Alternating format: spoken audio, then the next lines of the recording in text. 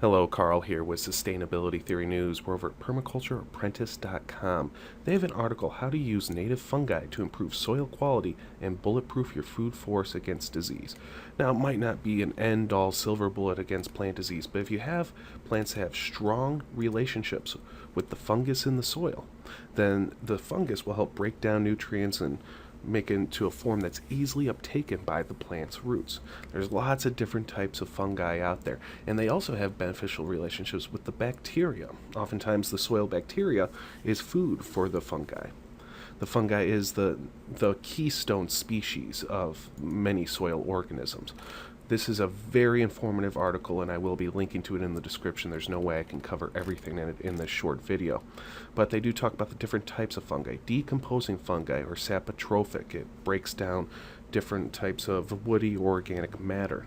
If you're trying to do a market garden, then wine caps might be best for you. Oyster mushrooms also work.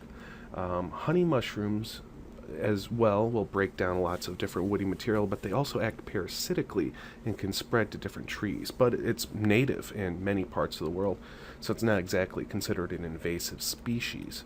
Mycorrhizal fungi is fungi that lives in the soil and has beneficial relationships with plants. They estimate 80 to 95% of all plants have these symbiotic relationships, but there's really no way to tell which ones don't. Some people say maple trees don't, some people say they do. But mycorrhizal fungi, examples of those would be the boletes, the king bolete or porcini mushroom, the morel mushroom.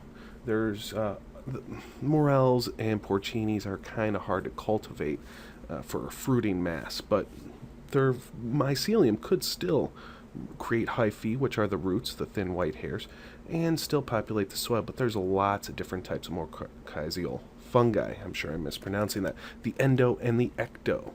Now, the endo is most likely associated with the roots of vegetables and grasses, and they also talk about fruit trees. And the ecto for nut trees and bigger trees, oaks, or pretty much all types of woody plant material.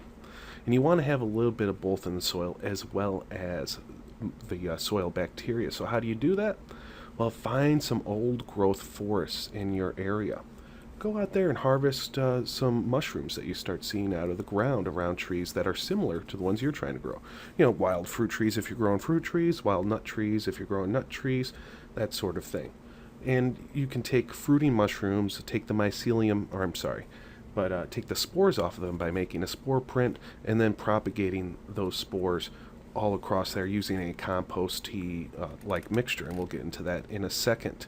They talk about these 6 steps. Do site prep work, so make sure you create an environment that's capable of supporting fungal life. Good shade, moisture, and food, which is woody debris. Chopped up leaves and grasses will also work to a certain extent, but mushrooms really love wood chips and broken down sticks, twigs, that sort of thing.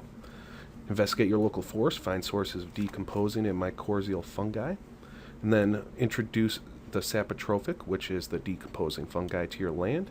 Then introduce mycorrhizal fungi, make a compost tea from healthy forest soils, and then keep adding woody debris, which is, of course, the fuel for that fungi.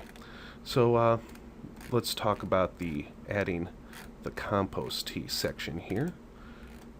Lots of information, like I said here. Oh, this is good. You can dip the roots of plants when you're planting them in a slurry of this beneficial fungi. That way it will inoculate the plants very early on in their life. And it's also a pretty efficient way to do it. You don't have to use a lot of this slurry or compost tea that you make. Alright, so the compost tea, this is a very simple design. You got a lot of water, you got some cheesecloth or otherwise a mesh bag to put your forest soil into that. Maybe you'll add some composted chicken manure or other source of beneficial microbes. But the forest soil is really good because it has a little bit of everything, some bacteria, maybe some nematodes and all that. And then you have to have fuel for this microorganisms. Molasses is good, or other simple sugars. They talk about some seaweed extracts as well. And let it brew with a nice amount of air.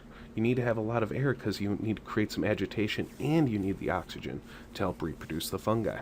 So as you can see, they have an air pump here with several different hoses going into it. And they talk about leaving it for 24 hours. I've seen some estimates as high as 2 to 20 days letting the compost tea brew. And, if it's open topped like this, you might want to do a little lesser time because it could get all sorts of wild yeast inoculated in there as well. So again, I will link to this article in the description. There's lots more that I haven't gone over in this short video. And if you'd like to see more news headlines like this, subscribe to my channel. Have a great day.